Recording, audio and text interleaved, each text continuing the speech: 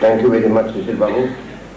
I will now request Dr. H.N. Setna, Chairman of the Selection Committee for the Award for Science and Technology for Rural Development, to read the citation in honor of Dr. Anil Rajvanshi.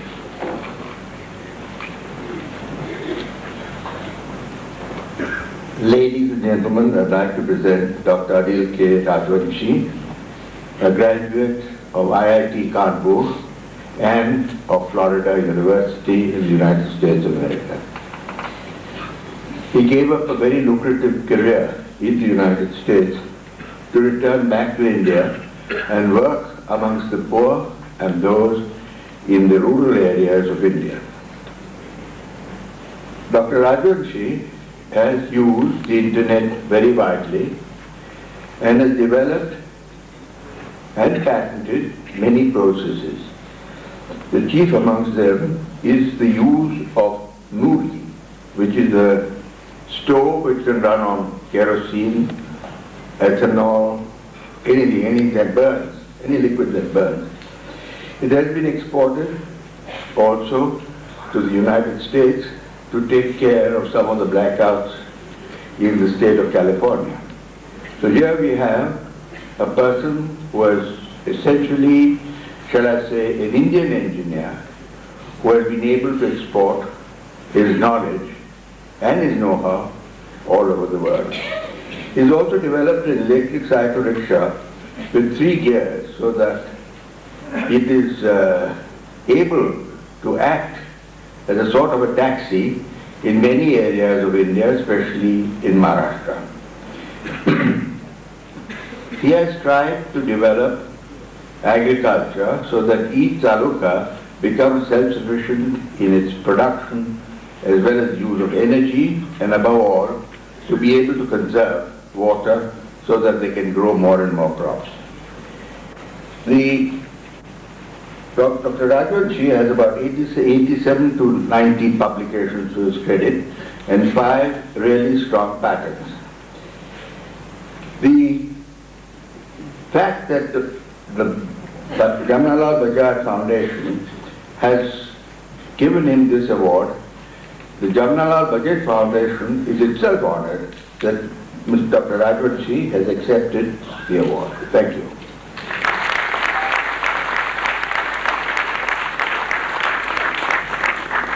May I now request Dr. Anil Rajvanshi to make his response.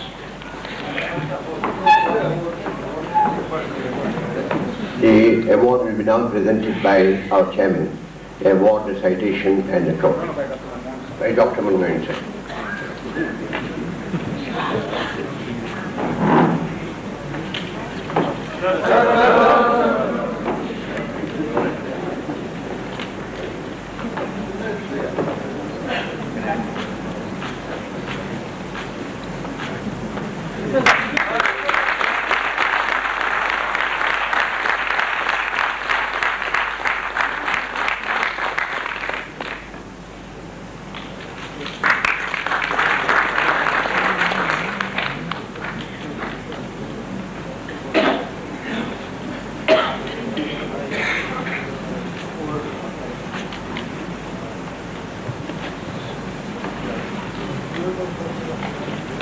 Respected Dr. Manmohan Singh, respected Shri Rahul Bajaj, distinguished members of the dais, ladies and gentlemen.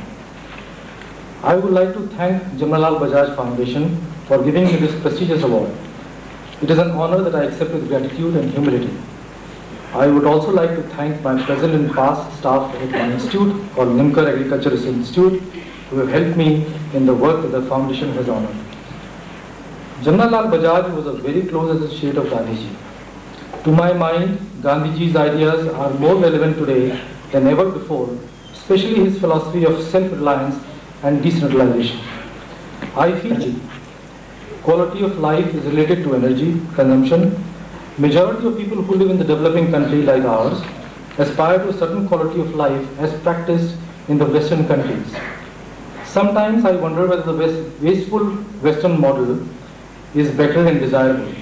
For example, the US alone is contributing around 23% of world pollution, and yet we try to follow that example. However, pressures to attain this wasteful lifestyle have been exerted by increased global electronic communications. With insufficient energy sources in India, per capita energy consumption of India is only 6% that of USA. A US or a European type of quality of life is untenable. There are estimates that by the year 2025, with the increased rate of automobile consumption in India and China, major portion of world petroleum products will go to these countries. Presently, there are estimates that this year we will import about rupees 70,000 crores worth of petroleum products. Besides creating energy crisis and balance of payment problems in our countries, this will play havoc with world environment and create conditions for world conflict. And probably what is happening in Afghanistan could be a possible reason for that. When there is a huge gap between demand and supply of energy, there are possibilities of conflict and social strife.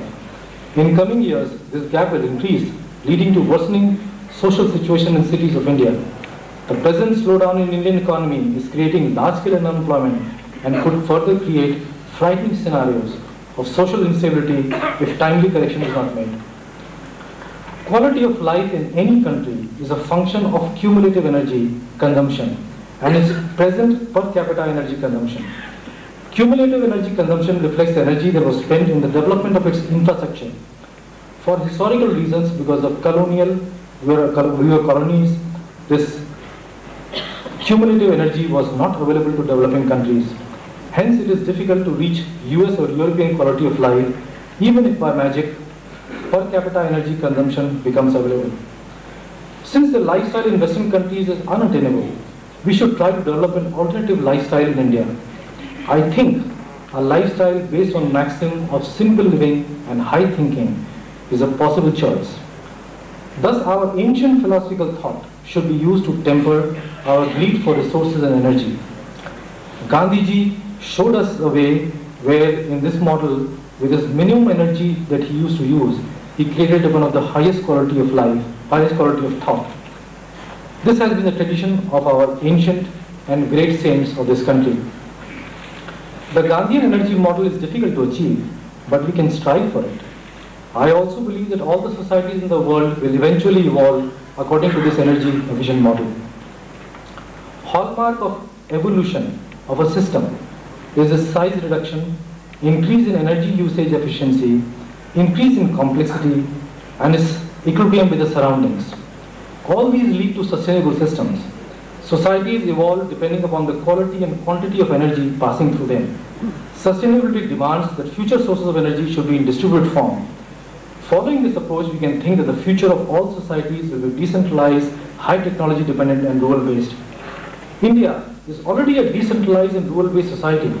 Rather than going the way of a megacity based development model, it is better to arrest this trend by introducing high technology systems in rural areas and make them sustainable. Probably this was the dream village of Gandhiji. He always spoke about dream village, my dream village, and I think this is what probably he might have meant. These rural areas connected via the internet will form the basis of decentralized society. Intelligent and smart machines with strong man-machine interaction may power the future production systems of rural India. Gandhiji's vision was similar, except that he wanted a system to depend upon human labor only. There are already such smart machines available to where the human muscle power is used to get high quality of output, for example, to charge batteries for home lighting, to play radios or charge cell phones. The inputs to these smart machines will be materials, energy, and human intervention. Such smart and small-scale manufacturing systems, also called desktop manufacturing systems, which are coming in the Western countries, will probably become available in the next 10 to 20 years and may form the backbone of a multi-purpose factories in rural India. Sustainability is like a chair. Its four legs can be thought of 4 E's, namely energy, economics, environment, and equity. All 4 legs have to be equal for comfortable sitting and interconnected to provide stability.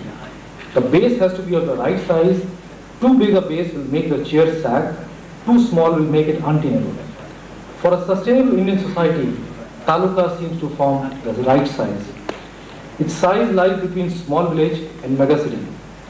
All the above concepts can be incorporated in a taluka model, hence the focus should be on taluka as a development unit. With taluka level decentralized energy systems in place, they could either be based on biomass or any other renewable energy. There are possibilities of this model forming a basis of decentralized high technology societies.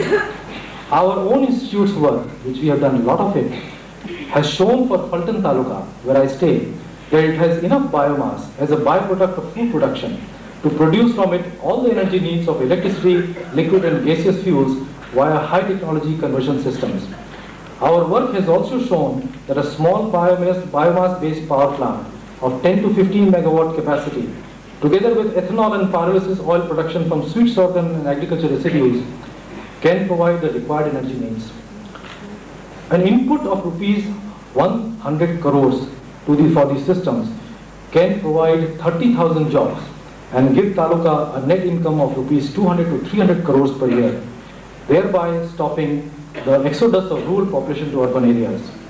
Thus, the 3,500 odd talukas in the country have the potential of creating tremendous wealth. The taluka model can therefore form the basis of food energy security for the country.